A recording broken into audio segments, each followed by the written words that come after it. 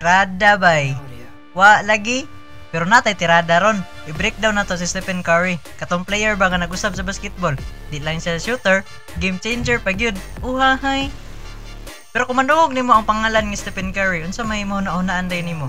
Tres, half court shot, night celebration. Pero kabalo ba ka?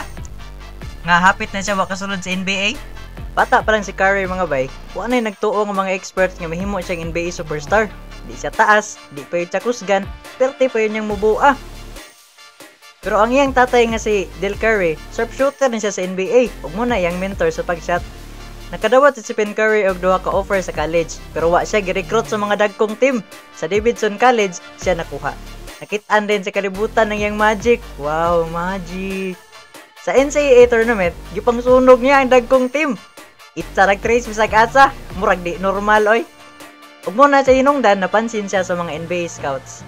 Sa 2009 NBA draft, gikuha siya sa Warriors isip 7th pick. With the 7th pick in the 2009 NBA draft, the Golden State Warriors select Stephen Curry from Davidson College. Pero daghan gyapon ang wala nagtuo kang Curry. Wa gyapon bilib sa iya, i-trade gani unta siya kang Amir Stoudemire. Kung nadayon to, wala untay Warriors dynasty. Pero nag-struggle si Curry sa iyang una nga mga season sa NBA mga bay. Kay katong nagsugod siya, problema kayang tiil. Kay sige ra siya injury. Pahuway. Pero imbis siya ang matrade, si Monta Ellis no ina-trade. Kung nag-iusab ni Curry iyang training routine mga bay, naghimo siya bag-ong training routine. Ipaligon niya ang lawas, nya pagbalik niya, bang! Kuratan ang kalibutan. Sa 2013 playoffs, gipahibalo ni Curry nga naa na siya. Gihimo niyang shooting range ang tibuo court, way lusot pati buslot.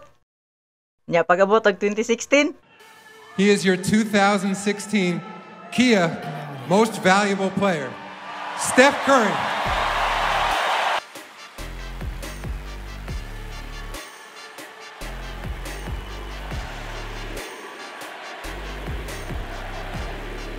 $402 ka 3 sa usara ka season, wa ka kuyapi. Sa 2015 mga bay, gidala ni Curry ang Warriors sa ilang unang championship sukad pa sa 1975.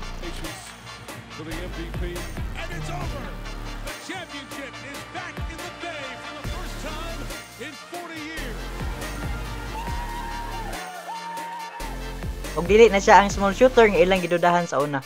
Unya, pag-abot pa yun ni KD sa 2017, labaw na kadominante ang Warriors. Back-to-back wins para sa Warriors. The basketball played at the highest level. And now, the NBA champion, Golden State Warriors. Pero pag-abot ng 2019 mga bay, natumba na ang Warriors dynasty. Na-injury si Clay, nabiya si KD, ni si Curry, naluya na ang team. Pag-abot ng 2021 nga season mga bay, wala kasulod og play-in ang Warriors. Pero nagiingon si Curry, you don't want to see us next year. naingon pa mga expert nga di na daw makadaog si Stephen Curry og championship. Pero unsa may nahitabo? Gilambos ang Celtics oy. Curry left wing three walked into it. Perfect. Steph Curry from way downtown.